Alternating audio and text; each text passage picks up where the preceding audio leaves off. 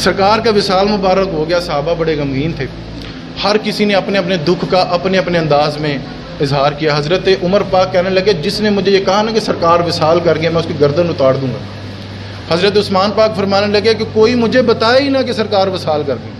لیکن حضرت بلال، شکوہ کوئی نہیں، دکھ کوئی نہیں، اپنا وہ جو دکھ تھا، سرکار کی جو غم تھا، جو سرکار کے جانے کی جو وہ دوریاں بڑھ گئی تھیں، بتایا کسی سے نہیں، ایک کونے میں بیٹھ کے روتے رہتے۔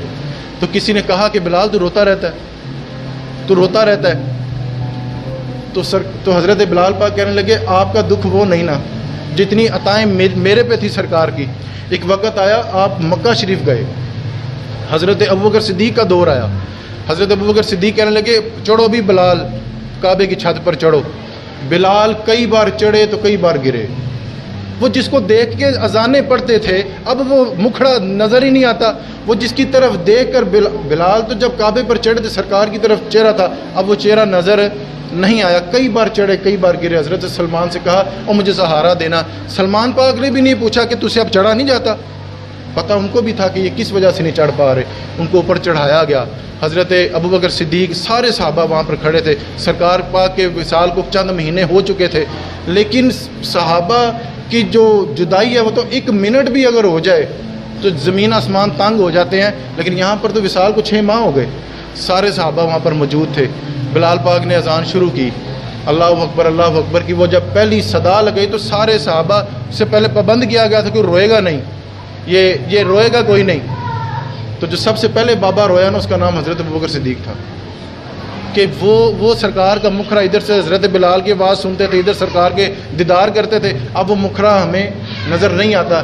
جب آپ نے کہا نا اشہد ان محمد رسول اللہ، کعبے کی چھت پر ہی آپ بے ہوش ہوئے، غش کھا کر آپ گر گئے، وہ مکھڑا ہی نظر نہ آیا جس کو دیکھ کے ہم اذانیں پڑھتے تھے۔ اقبال کہنے لگے کہ اذان تو ازل سے تیرے عشق کا ترانہ بنی اور نماز تو تیرے دید کا ایک بہانہ بنی۔ سرکار کے لیے وہ صحابہ کے لیے وہ نمازیں وہ اذانیں رسمی اذانیں نمازیں نہیں تھی جس طرح ہم پڑھتے ہیں، وہ تو سرکار کو دیکھ دیکھ کے اذانیں پڑھتے تھے، سرکار کو دیکھ دیکھ کے وہ نمازیں پڑھا کرتے تھے۔ اب چونکہ سرکار نظر نہیں آئے، بلال پاک وہاں پہ گرے، جب ہوش آیا ابھی اذان مکمل نہیں ہوئی، حضرت ابوبکر صدیق سے کہنے لگے صدیق یار یہ ڈیوٹی کسی اور کی لگا دے۔ اب بلال کی جو روح ہے نا وہ اجازت نہیں دیتی کہ اب وہ یہاں پر اذانیں پڑھے۔ آپ پھر ہجرت کر کے ملک شام کے ایک علاقہ حلب، وہاں پر آپ چلے گئے۔ رات کو زیارت ہوگی سرکار کی، رات کو زیارت ہوگی سرکار کی، اور خواب میں سرکار کیا فرما رہے ہیں، یار اتنی جفا اچھی نہیں ہوتی، اتنی بے وفائی اچھی نہیں ہوتی، تو وہاں سے آ ہی گیا ہے۔ تو وہاں پر خواب کی حالت میں بلال پاک کہنے لگے سرکار آپ وہاں پر نظر نہیں آتے تو میں کس کے لیے وہاں پہ رہوں، لیکن پھر بھی آپ نے کہا نہیں بلال تو آیا کر۔ کئی صحابہ نے خطوط بھیجے کہ نہیں بلال آپ آئیں۔ حضرت بلال ایک دفعہ آئے، حضرت حسنین کریمین چھوٹے بچے ہیں ابھی، تو آپ بھی کہنے لگے کہ آپ ہمارے نانا کے غلام رہے ہیں، حضرت سیدہ خدیجۃ الکبریٰ کے آپ نے خدمت کی ہے، نوکری کی ہے۔ تو ابھی وہ یہ بات کر رہے تھے، بلال پاک کہنے لگے مجھ سے کوئی ایسی فرمائش نہ کر دینا جو میں پوری نہ کر سکوں۔ من کو پتہ تھا کہ انہوں نے اذان کی کہنا ہے، لیکن وہ بچوں نے ضد کر دی۔ اب حسنین کریمین ہیں، اہل بیت کے شہزادے ہیں، تو وہ جو انہوں نے جو فرمائش کی تھی وہ پوری بھی کرنی تھی۔ حضرت بلال پاک نے اذان شروع جب کی نا، مدینہ کا کوئی فرد ایسا نہیں تھا جس کے آنسو نہ نکل گئے ہوں، لیکن وہ اذان بھی اشہد ان محمد رسول اللہ پہ جا کے ختم ہوگی، اس سے آگے پڑھ ہی نہ سکے۔ پھر ایک دفعہ حضرت عمر گئے تھے شام، حضرت معاذ بن جبل بھی ساتھ تھے، تو وہاں پر بھی جب 4 دوست بیٹھے تھے، آج ہمارے دوست ساتھ بیٹھے ہیں تو کمیٹیوں کی باتیں ہیں، بازار کی باتیں ہیں، دوستوں یاروں کی باتیں ہیں، سگریٹوں کی باتیں ہیں، لاہور جانے کی باتیں ہیں، لیکن یہاں پہ دیکھیں سرکار کے غلام 3 بیٹھے ہیں، اور حضرت عمر پاک کیا کہہ رہے ہیں، بلال اذان نہیں سناتا۔ آپ ذرا لفظوں کا حسن محسوس کریں، بلال ایک باری اذان نہیں سناتا۔ بلال کہنے لگے کہ سنا دیتا ہوں پر کوئی روئے نہ، پر کوئی روئے، میں سنا دیتا ہوں، کوئی روئے نہ۔ ابھی اللہ اکبر کی اشہد ان لا الہ الا اللہ کہا، نہ حضرت بلال روئے نہ حضرت عمر روئے، حضرت معاذ بن جبل کے آنسو نکل گئے کہ یار یہ وہ اذان تھی جو ہم سرکار کے سامنے۔ آپ چھوٹا سا مشاہدہ کریں کہ جو حرم پاک سے ہو کے آئے ہیں، جو مکہ شریف سے ہو کے آئے ہیں، یہاں پر آ کے میں نے ان لوگوں کو دیکھا ہے مہینہ مہینہ روتے ہیں جب وہ ایسی اذان کو سن لیں کہ جو مکہ پاک جیسی ہوتی ہے، وہ مہینہ مہینہ روئیں، لیکن حضرت بلال حبشی کی اذان سن کر صحابہ کی آنکھوں میں پھر آنسو بھی نہ آئے۔ تو یہ عشق تھا حضرت بلال کا۔ آخری ایک بات رہ گئی، وقت میں آپ کا زیادہ لے رہا ہوں، اس کے لیے میں آپ سے معذرت چاہتا ہوں، کیونکہ یہ موضوع کچھ ایسا ہے، ایک تو وقت سے بھی ہمارا شکوہ رہتا ہے کہ یہ ساتھ کسی کا دیتا نہیں ہے، سامہ پوریاں ہوتے ہی بھی ٹر جاتا ہے، وقت کسی کا ساتھ دیتا۔ ایک دفعہ مسجد نبوی شریف کا فجر کا ٹائم، فجر کے پہلے کا ٹائم، عشاء سے تھوڑی دیر بعد کا ٹائم، جنہوں آدھی رات کہہ لو، عمر پاک بھی وہاں پر قرآن کی تلاوت کر رہے تھے، حضرت ابوبکر صدیق بھی تلاوت کر رہے تھے، حضرت بلال بھی تلاوت کر رہے تھے۔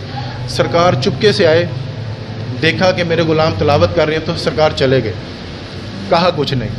فجر ہوئی، فجر میں تینوں غلام واپس آئے، حضرت ابوبکر صدیق بھی وہیں بیٹھے رہے، حضرت عمر پاک بھی وہیں بیٹھے رہے، حضرت بلال پاک بھی وہیں بیٹھے رہے، تو سرکار کے جرمٹ بنا کے بیٹھے رہے۔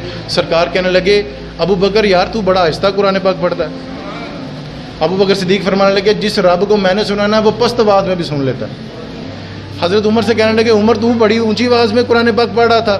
سرکار میں اونچی آواز میں اس لیے پڑھ رہا تھا کہ میری آواز سے سوئے ہوئے لوگ جاگ جائیں اور شیطان اس گلی سے بھاگ جائے۔ سرکار کہنے لگے کیا بات ہے تیری بھی اس بات کی، ابوبکر تیری بھی کیا بات ہے۔ بلال آپ اس انداز میں پڑھ رہے تھے کہ کوئی آیت ادھر سے، کوئی آیت ادھر سے، کوئی آیت ادھر سے، اس کا کیا مطلب ہوا؟ پتہ تو سارا ہے نا سرکار، لیکن وہ انداز سننا چاہتے ہیں سرکار کہ یہ کیا جواب دیتا ہے۔ بلال پاک کہنے لگے یا رسول اللہ کچھ آیتیں نا مجھے بڑی محبوب ہیں، یقیناً یہ وہی آیتیں ہوں گی جس میں ودھا کا ذکر ہے، یہ یقیناً وہی آیتیں ہوں گی جس میں یا ایھا المزمل قم اللیل الا قلیلا کا ذکر ہوگا، یہ یقیناً وہی آیتیں ہوں گی یا ایھا المدثر قم فانذر کا ذکر ہوگا، یہ وہی آیتیں ہوں گی جس میں والشمس کی باتیں ہوں گی۔ سرکار مجھے نا کچھ آیتیں بڑی محبوب ہیں، تو میں نا ان آیتوں کو ڈھونڈ کے نا میں تلاوت کرتا ہوں اور ایک گلدستہ بناتا ہوں، اور مجھے بڑا ہی لطف آتا ہے۔ تو سرکار پاک نے پھر ان کی اصلاح فرمائی کہ صدیق پاک، اب یہ سرکار ہادی ہے نا، حکمت والے ہیں، اپنے غلاموں کی تربیت کرنے والے ہیں۔ عمر پاک سے کہنے لگے، حضرت ابوبکر صدیق سے کہنے لگے ابوبکر تھوڑا سا نا اونچا پڑھ لیا کرو، اور عمر آپ ایسے کرے زیادہ اونچی پڑھتے ہیں تھوڑا سا پست کر لیں، اور بلال اب وچوں آیتیں نہیں پڑھنیاں تو وچوں آیتیں نہیں، ایک سورت شروع کرو اور پھر اس کو مکمل کرو، ایک سورت مکمل کرو، پھر حضرت بلال فرمانے لگے پھر میرا معمول یہ بن گیا تھا کہ کب قرآن پاک پڑھ کے ختم ہو جاتا تھا پتہ ہی نہیں لگتا۔ یہ سرکار نے تربیت فرمائی۔ میں جتنی باتیں کر سکا، یہ تو بھی کچھ بھی باتیں نہیں ہیں، بڑے بڑے واقعات ہیں، بڑی بڑی سیرت کے وہ پہلو ہیں جو میں چھوڑ گیا۔ اللہ پاک مجھے بھی عمل کی توفیق دے اور ہمیں بھی مؤذن رسول کی ڈیوٹی لینے کی توفیق، چلے آمین تو کہہ دے۔ تقریر تو موقع گئی ہے، وآخر دعوانا الحمدللہ رب العالمین۔